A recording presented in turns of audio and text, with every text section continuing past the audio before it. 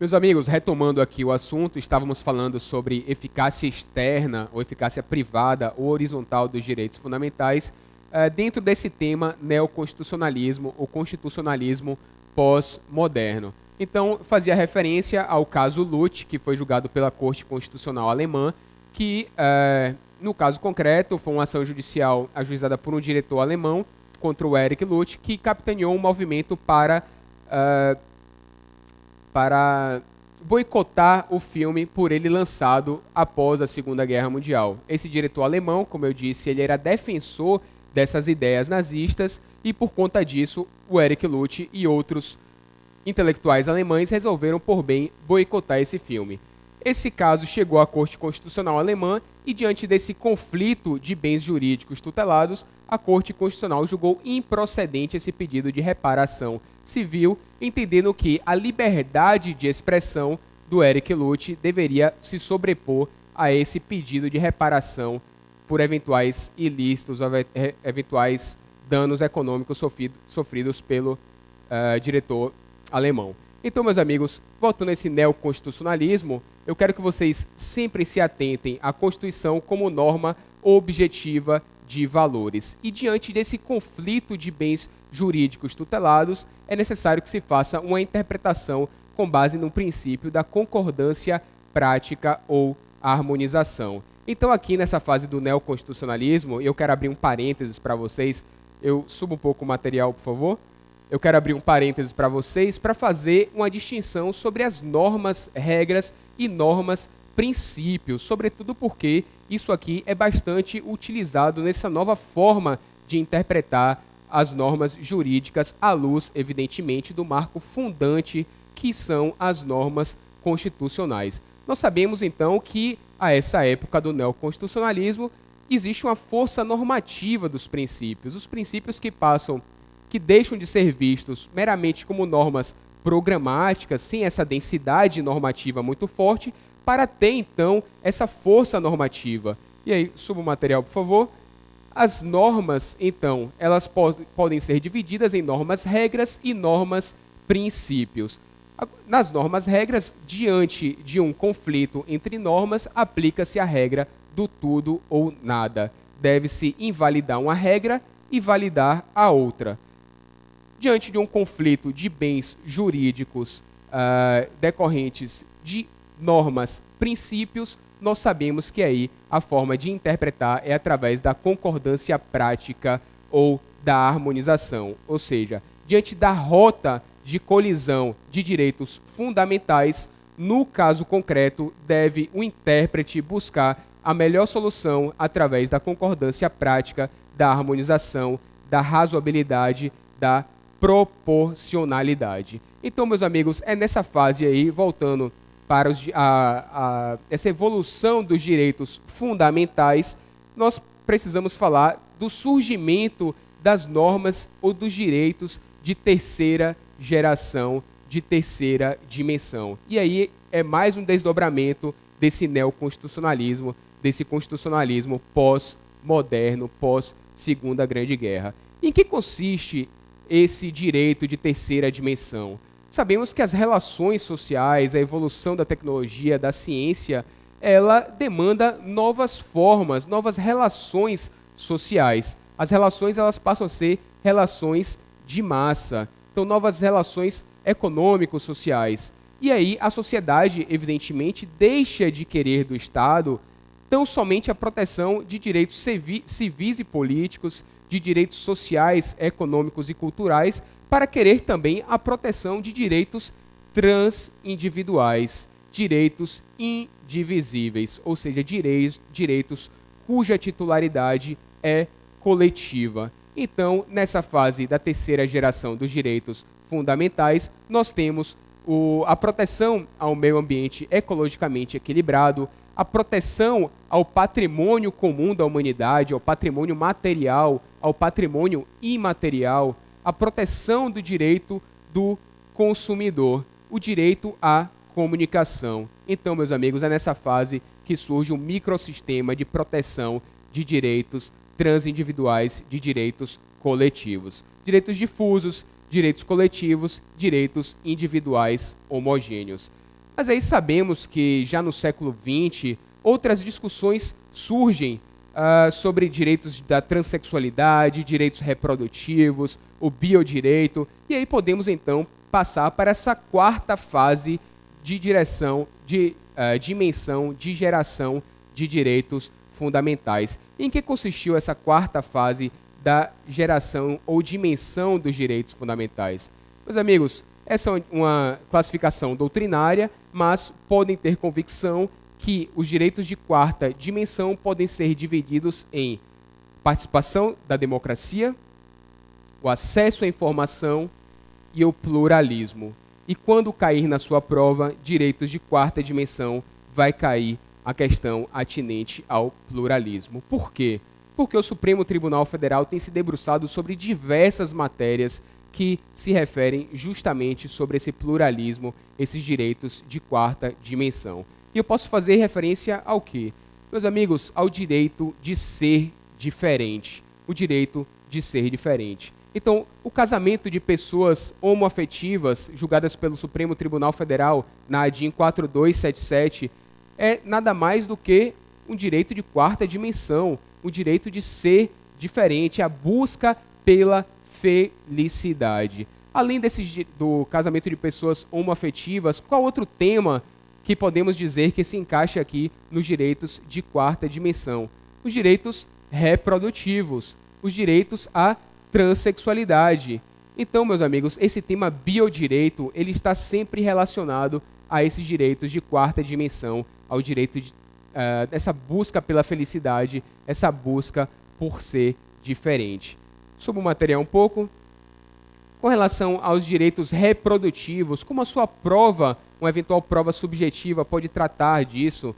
Evidentemente, a fertilização in vitro ou a inseminação artificial pode ser também classificada como direito de quarta dimensão. E aí eu quero fazer referência aqui para vocês sobre a fecundação homóloga e a fecundação heteróloga. Evidentemente, esse é um tema de direito civil, mas como também está relacionado aos direitos de quarta dimensão, por essa busca por direitos reprodutivos, a busca pela felicidade, é bom que façamos, então, referência a essa fecundação homóloga.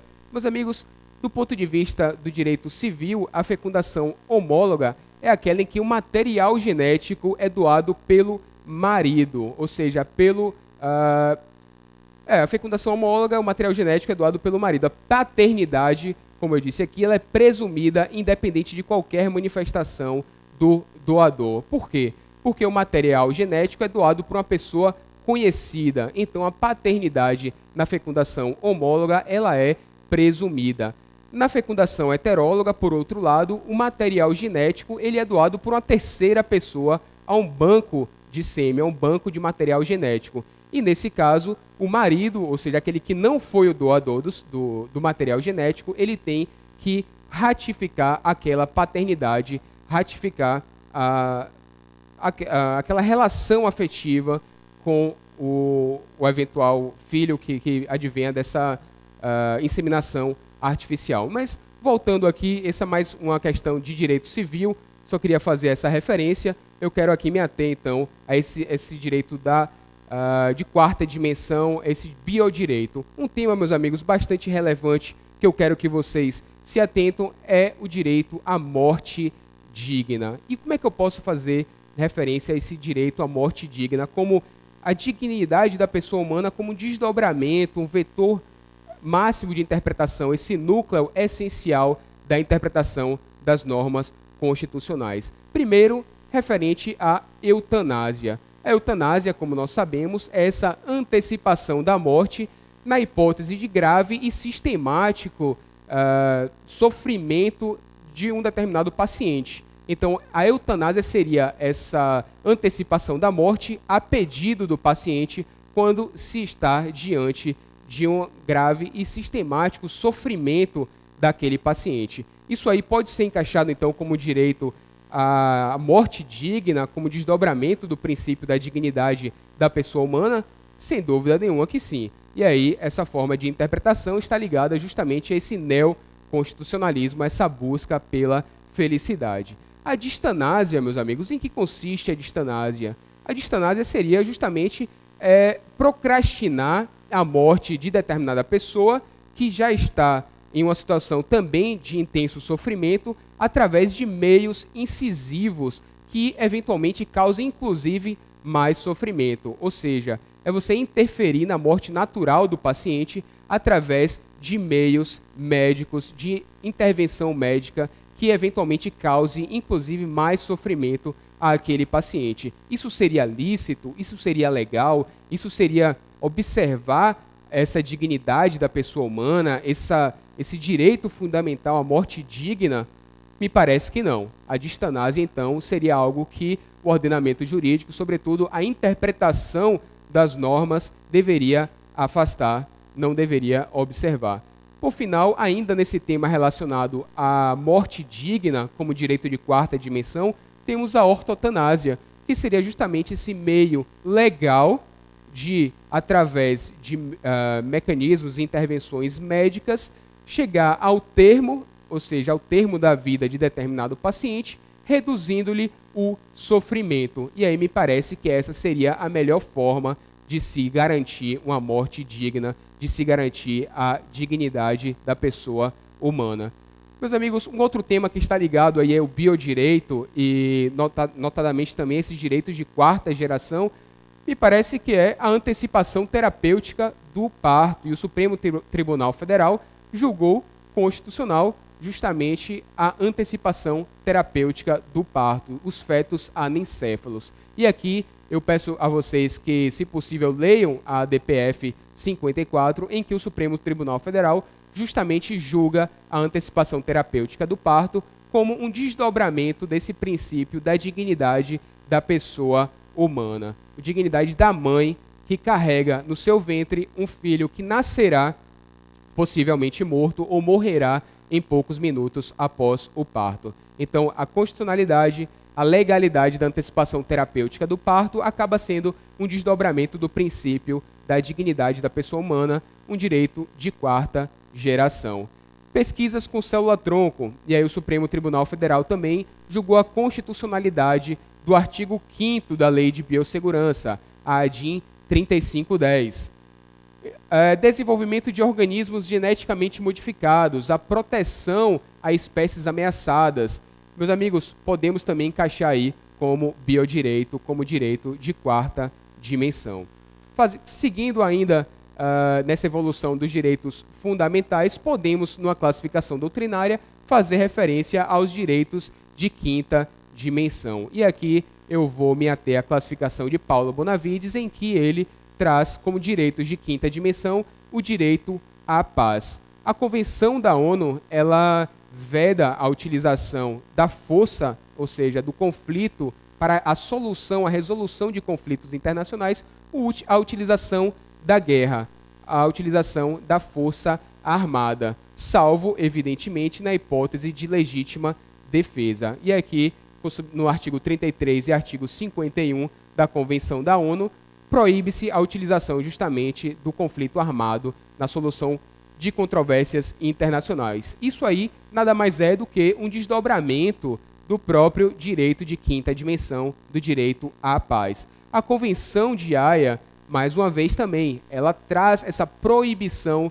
do jus ad bellum, ou seja, do direito à guerra. Mais uma vez, meus amigos, a guerra ela deve ser vista como última ratio na solução de controvérsias. Então, a própria Convenção da ONU excepciona na hipótese de legítima defesa, mas proíbe a utilização da guerra para a solução de conflitos internacionais. E, por fim, a Convenção de Genebra, que disciplina justamente quais são os direitos na hipótese de um conflito armado. Como eu disse, o conflito ele deve ser evitado ao máximo, mas caso se chegue a uma solução através do conflito armado, a Convenção de Genebra, ela traz justamente, eu peço que suba aqui um pouco o material, como desdobramento do direito humanitário, a Convenção de Genebra disciplina os direitos dos combatentes, dos não combatentes, dos feridos, dos enfermos e dos serviços humanitários. Então, amigos, direitos de quinta geração, direito à paz, e nós temos, sim, no direito internacional, diversos documentos escritos que consolidam esses direitos de quinta geração, notadamente o direito à paz. E aí eu quero fazer referência para vocês sobre novos princípios hermenêuticos constitucionais que vocês devem se ater à luz dessa Constituição como norma objetiva de valores, como aplicabilidade direta de direitos fundamentais em relações privadas, como eu disse lá, da eficácia externa ou eficácia privada ou horizontal dos direitos fundamentais. Esses princípios, meus amigos, eles serão extremamente importantes quando houver uma rota de colisão de direitos fundamentais. E eu quero que vocês fiquem bastante atentos para eles, porque em qualquer prova subjetiva, você fazendo referência a esses princípios, você conseguirá responder bem a sua prova e tirará uma boa nota pela banca examinadora. O primeiro princípio é o princípio da unidade. A Constituição Federal ela tem que ser interpretada de forma sistemática. A Constituição não pode ser interpretada como capítulos esparsos. Então, eu faço referência aqui, como exemplo, ao artigo 3º da Constituição Federal, que assegura a igualdade e o bem de todos, a promoção do bem de todos, sem qualquer tipo de preconceito por raça, sexo ou religião. Por outro lado, meus amigos, o artigo 225 assegura a proteção da família como base, como pilar de sustentação da sociedade. E aí, fazendo uma alusão ao artigo 3º e o artigo 23, podemos dizer que o Supremo Tribunal Federal, na ADIM 4277, ao declarar a legalidade do casamento de pessoas homoafetivas, utilizou justamente esse princípio da unidade da Constituição para chegar a esse processo, esse fenômeno de interpretação. Ou seja, o casamento homoafetivo pode ser nada mais, nada menos do que esse processo de interpretação da Constituição à luz do princípio da unidade. Um princípio extremamente importante, eu quero que vocês se recordem dele, é o princípio da concordância prática ou harmonização.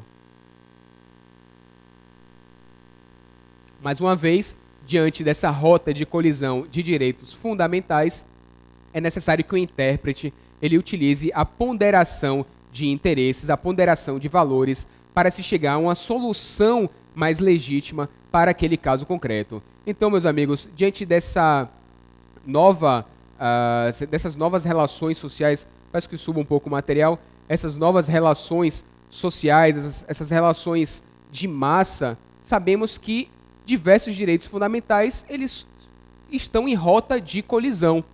Então, posso citar aqui a hipótese da liberdade do culto religioso e da necessidade de intervenção cirúrgica através da transfusão de sangue.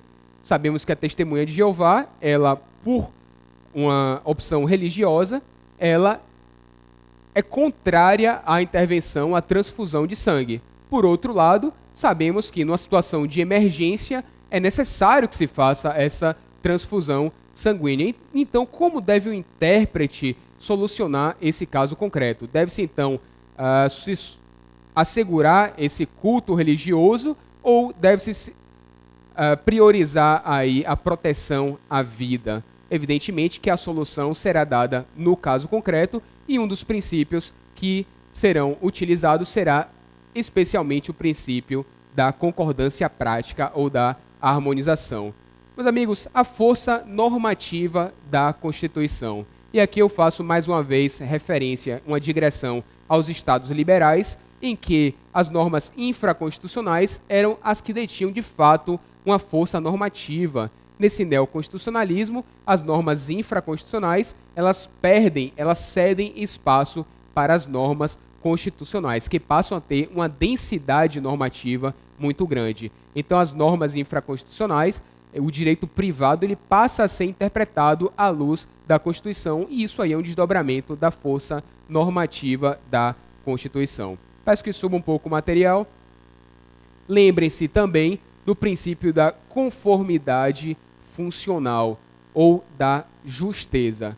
Amigos, sabemos que a organização política do Estado, ela é um desdobramento da separação dos poderes, da separação das competências dos órgãos dos entes políticos. E aqui também é um princípio indispensável desse neoconstitucionalismo, que é a concordância, a justeza, ou a conformidade funcional. Eu vou acelerar um pouco aqui por conta do tempo, mas porque eu quero, sobretudo, tratar sobre casos concretos e os princípios mais relevantes eu me aterei mais aqui para explicar para vocês. A supremacia das normas constitucionais, como eu disse, também é um desdobramento aí da força normativa da Constituição, que faz com que todas as normas infraconstitucionais sejam sempre interpretadas à luz da Constituição. A Constituição aí como marco fundante, como vetor de interpretação, como viga mestra de interpretação das demais normas infraconstitucionais. A presunção de constitucionalidade das normas também pode ser tido como um neoprincípio, um princípio desse neoconstitucionalismo. Peço que suba, por favor, o material. A máxima efetividade. Na hipótese de conflito de bens jurídicos tutelados, deve-se buscar a interpretação que assegure a máxima efetividade à norma constitucional. Mais uma vez, meus amigos, é essa Constituição como norma objetiva de valores e da qual deve-se emanar qualquer interpretação das normas infraconstitucionais. O efeito integrador, por fim, sempre que o intérprete ele tiver também diante de uma colisão, de uma rota de colisão de direitos fundamentais, ele deve sempre buscar uma solução que busque integrar a política e o ponto de vista, a integração política e a integração social. Então, a interpretação sempre que favoreça, mais uma vez, essa integração política e a integração social.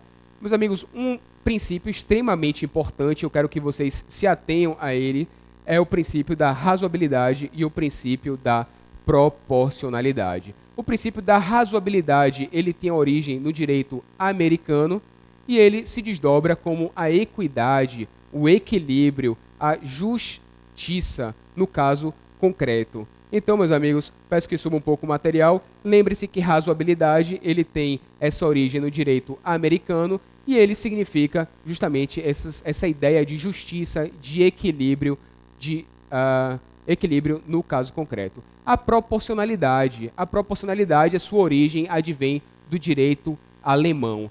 E aí surgem 3 subprincípios do princípio da proporcionalidade: a adequação, a necessidade e a proporcionalidade em sentido estrito. O que seria então esse princípio, esse subprincípio da adequação? É necessário se analisar se aquela medida que se pretende atender, que se pretende tomar, ela é capaz de atingir o fim a que se destina. Então eu cito aqui um exemplo para nós analisarmos se essa medida atenderia ao princípio da proporcionalidade. Pensemos na hipótese em que o poder público ele quer reduzir o alcoolismo na sociedade. Ele busca para isso acabar com as festas populares, acabar com o carnaval. Essa medida seria adequada para reduzir ou para mitigar o alcoolismo? Me parece que não, ela não seria capaz de fazê-lo, ok? Então, a necessidade. Pensemos, qual seria então esse subprincípio da proporcionalidade como necessidade? A medida que se pretende adotar, ela é necessária ou ela pode ser substituída por outra?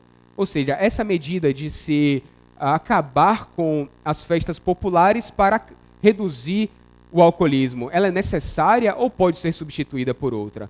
Necessária, evidentemente, meus amigos, que essa medida ela pode ser substituída por outra, portanto, não atende também ao princípio da necessidade. E, por fim, a proporcionalidade em sentido estrito. É basicamente a relação entre o meio e o fim. Ou seja, o ônus que se pretende suportar, ele deve ser menor do que o fim. Se o encargo for maior, aquela medida também não atenderá ao subprincípio da proporcionalidade em sentido estrito. E aqui, fazendo novamente referência ao nosso caso, sabemos que o fim que se destina à redução ou a mitigação, a redução do alcoolismo na sociedade, não teria essa relação de meio-fim, o ônus seria muito gravoso para essa finalidade. E neste caso especificamente, antes de se chegar à proporcionalidade em sentido estrito,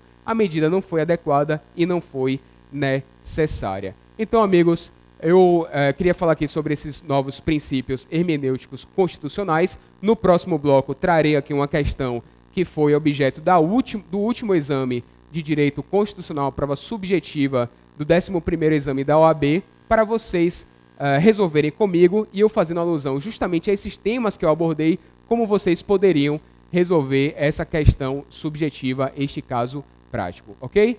Nos vemos no próximo bloco.